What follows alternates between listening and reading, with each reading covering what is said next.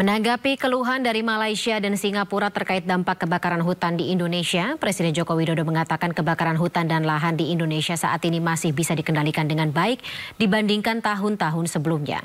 Jokowi pun sudah memerintahkan Panglima TNI, Kapolri, dan juga Pemda terkait menangani sekecil apapun titik api yang muncul. Ya, ini memang panasnya itu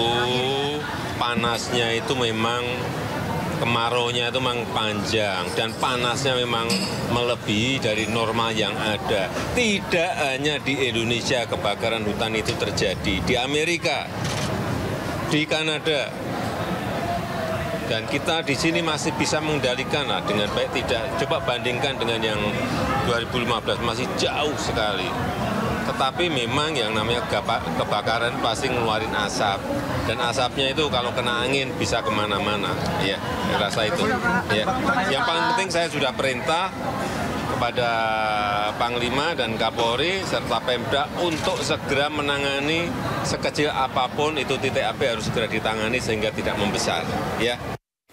Ya, pemirsa, dampak kebakaran hutan dan lahan atau karhutlah di Indonesia tidak hanya dirasakan oleh warga sekitar kota Sampit, tetapi juga negara tetangga. Malaysia bahkan melayangkan protes ke pemerintah Indonesia karena kualitas udaranya di kawasan Sarawak memburuk. Dan kita akan bahas lebih dalam terkait dengan penanganan tentunya bencana karhutlah di Indonesia ini bersama Raffles Panjaitan selaku tenaga ahli KLHK bidang landscape fire dan Zenzi Suhadi selaku Direktur Eksekutif Wahana Lingkungan Hidup Indonesia atau WALHI. Selamat malam Pak Raffles dan juga Mas Zenzi, saya sapa terlebih dahulu. Selamat malam, Mbak Fani. Baik. Saya langsung saja ke Pak Raffles begitu terkait dengan KLHK yang sempat menyebut bahwa penanganan saat ini lebih baik ya dibandingkan tahun-tahun sebelumnya. Kondisi kian membaik, tapi kalau dari informasi yang kami dapat dan juga tadi berita yang sudah kita saksikan begitu, di kota Sampit, Kalimantan Tengah, Kalimantan Timur, koreksi saya kalau saya salah, ini kondisinya bahkan sampai kepada titik yang berbahaya begitu. Kalau dari pengamatan atau dari laporan teman-teman lapangan bagaimana Pak Raffles? Ya, terima kasih. Memang 1 minggu yang lalu memang agak ispunya agak meninggi ya. Tapi tadi pagi itu laporannya sudah menurun ya, sudah lebih baik untuk ispu. Nah, nggak tahu tadi video tadi itu kapan diambilnya, kan tidak ada penjelasan tadi ya, yang kapan ya. Nah, terlepas dari itu, sebenarnya kalau penanganan kebakaran di Indonesia, seperti tadi juga Pak Presiden sudah sampaikan, memang kondisi sekarang ini El Nino ya. Dan dari sejak Juli sudah diwanti-wanti sebenarnya bahwa kita masyarakat siapapun itu jangan coba-coba menggunakan api ya, pembersihan lahan dengan membakar. Nah, ini yang kesadaran-kesadaran ini yang belum terjadi ya, belum secara menyeluruh. Bahkan beberapa bulan yang lalu juga banyak di kawasan-kawasan Taman Nasional saja orang masuk kawasan Taman Nasional malah buat pre-wedding, pakai flat, gitu kan. Nah, ini memang itu yang kesadaran-kesadaran ini yang masih belum kita masyarakat secara menyeluruh. Tapi kalau di areal-areal HPH konsesi yang izin-izin itu sudah sangat ketat kita melakukan itu dan sudah dilakukan upaya-upaya pencegahan sejak awal. Namun seperti tadi, karena api ini kan terjadi karena tadi ada oksigennya, ada fuel, terus ada apinya itu. Apinya ini sekarang yang sebenarnya harus kita kendalikan. Kalau hanya udara dan fuel, kalau nggak ada api dia nggak kebakar. Cuman masalahnya kebakarnya karena ada action, aktornya yang membawa api itu. Nah, jadi ini ada yang terlepas membakar berarti ya? Kalau tidak sengaja ini sering terjadi.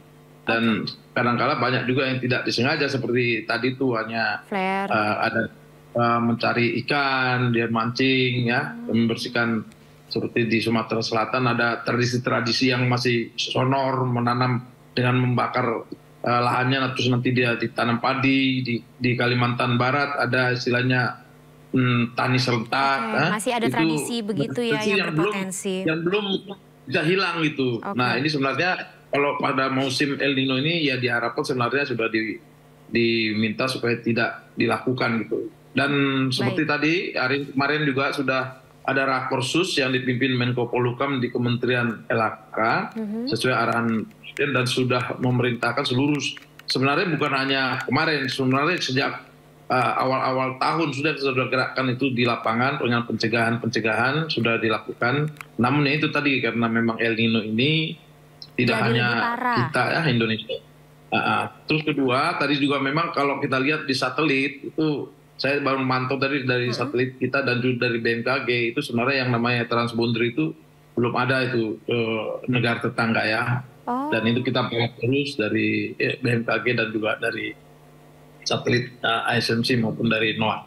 Oke, baik. Begitu. Berarti dari citra satelit tidak hanya hari ini tapi juga beberapa waktu ke belakang ini dipastikan tidak ada asap yang berasal dari negara kita ke negara tetangga, begitu Pak Raffles? Tidak ada. Karena kita setiap hari kita pantau dengan BMKG ya. Ini data terakhir saya dari jam 6 tadi dikirim juga dari pusat kepala pusat publik ya dari BMKG, tidak ada. Baik. Saya ke Mas Zenzi, silakan tanggapannya Mas. Ya, saya mau menanggapi dua hal ya. Satu, kebakaran hutan dan lahan ini pemerintah ini sering salah diagnosa dalam penghentian kebakaran. Dari tahun 2013 kita sudah ingatkan bahwasanya berhentilah menempatkan petani, masyarakat kecil, masyarakat adat itu sebagai pelaku. Karena itu akan semakin menjauhkan negara itu untuk dapat menyelesaikan ke akar persoalan. Kebakaran hutan, gambut ini terus berulang di Indonesia ini. Itu karena gambut itu merupakan ekosistem perairan yang dipaksa dikeringkan. Manusia di Nusantara ini sudah ratusan tahun. Tapi kita mengalami kebakaran ini baru 25 tahun terakhir setelah ekosistem gambut dikeringkan.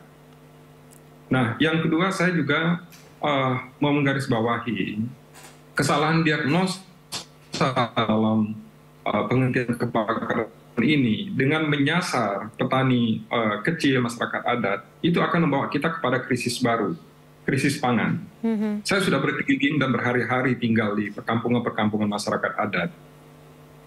Mereka tidak akan membakar lahan yang tidak akan mereka bisa kendalikan. Mereka punya tata cara mengelola lahan. Itulah yang terjadi ratusan tahun. Masyarakat tidak akan menggunakan api, masyarakat adat tidak akan menggunakan api, kecuali mereka bisa kendalikan. Nah, yang kedua, menarik berkaitan dengan protes Malaysia. Menurut saya, pemerintah juga harus merespon Malaysia ini. Sebenarnya dari kerusakan lingkungan di Indonesia, termasuk kebakaran hutan dan asap, penikmatnya selama ini kan Malaysia. Walaupun dari citra satelit dikatakan tidak ada begitu Mas Zenzi. Iya, maksud saya begini Mbak. Penyebab dari kebakaran itu ada kontribusi pertumbuhan ekonomi di Malaysia juga. Oke. Nah, karena perusahaan-perusahaan sawit Indonesia itu tidak sedikit yang berasal dari Malaysia. Perusahaan-perusahaan sawit di Indonesia tidak sedikit yang investornya itu dari Malaysia. Nah, pemerintah harus melakukan diplomasi kepada Malaysia untuk melakukan penegakan hukum juga di Malaysia terhadap investor yang terlibat dalam investasi yang menjadi penyebab kebakaran hutan di Indonesia. Baik. Jadi ya, saya mau tidak mau jadi berpikiran buruk begitu bahwa ada kepentingan-kepentingan baik politik atau geopolitik begitu yang atau pihak-pihak begitu yang diuntungkan terkait dengan kebakaran hutan dan lahan yang melanda Indonesia. Tapi lagi-lagi warga yang tinggal di wilayah terdampak kebakaran hutan dan lahan tersebutlah yang paling merugi. Nah, dari KLHK sendiri atau dari pemerintah Indonesia mungkin khususnya begitu, masukan dari Walhi tadi Pak Raffles, apakah juga menjadi semacam bagian begitu dari penerapan mekanisme mitigasi ke depannya? Ya jelas, memang itu kan kita sudah ada itu. Jadi seperti di ASEAN itu kan ada ACCTHP dan yang pertama di Indonesia sudah dibentuk itu kemarin sudah ditetapkan, sudah di launching nanti ASEAN Coordinating Center, pusat pengendalian transboundary haze pollution itu nanti ada di Indonesia di Jakarta. Itu baru saja kemarin rapat di ASEAN Summit ya. Kemudian kalau masalah penegakan hukum, kita sekarang ini di Kementerian LHK sudah melakukan banyak pemeriksaan di lapangan dan sudah dilakukan polis lain kepada perusahaan-perusahaan termasuk memang yang disebutkan Pak Jendi tadi, ada beberapa perusahaan Malaysia juga Ya itu sekarang sudah dilakukan oleh Polri dan Dirjen Gakum kita. Dan sudah berlangsung baik di Kalimantan Tengah maupun di Sumatera Selatan. Dan waktu minggu lalu saya juga ikut ke Kalteng melihat dan melakukan polis lain di situ.